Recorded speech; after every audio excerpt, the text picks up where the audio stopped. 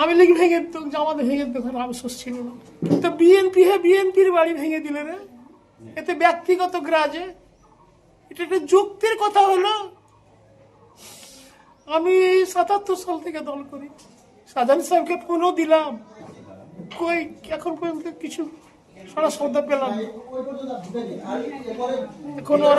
এখন ওরা মুহূর্তে কিছু বলার ইয়ে দেয় বাবা, আসল কথা আমি পারছি না নিজকে সামনে। কেন যে ঘটলো এটা কি কথা হলো? ঘটার একটা যুক্তি থাকতো, কিছু থাকতো, বাইরে থাকতো, আমি মেনে নিতে পারতাম। আমাকে কিছুই ভালো লাগে না।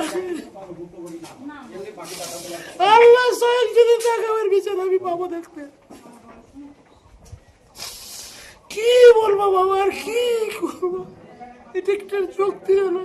আমার শাহজাহান বাড়িঘরকে ভেঙে চুরে বাবা শেষ করে দিল।